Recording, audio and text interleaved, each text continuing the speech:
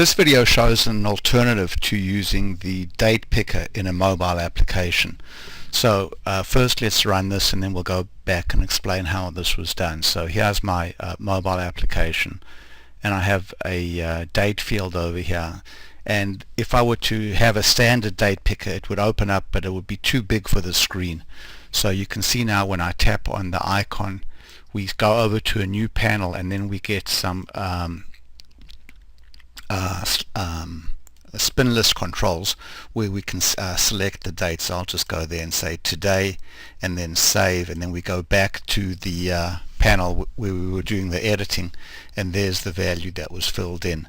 So now let's go look at how we did this. So first of all, you can see on the date control we've turned off the date picker.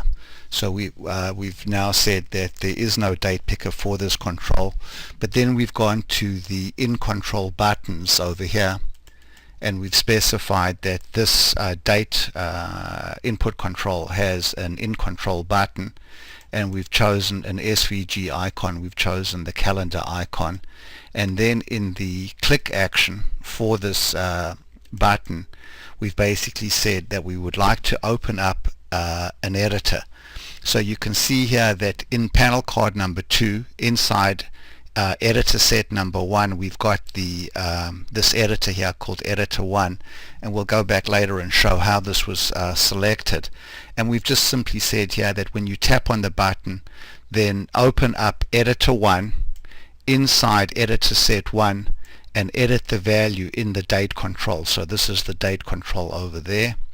And then the other thing that we've done is in the editor set 1 in the show JavaScript we've said that when you show editor set 1 set focus to panel card number 2, and then when you hide the editor set then set focus back to panel card number 1.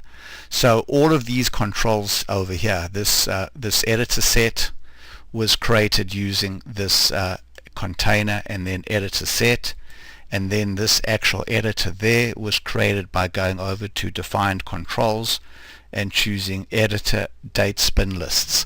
So that was all that we needed to do. We can actually go here and get rid of that field label. We don't need that, and we can get rid of this static text help over there because we don't need that either. So let's go ahead now and run this. So when we tap on the field here, up comes our spin lists. We can choose today.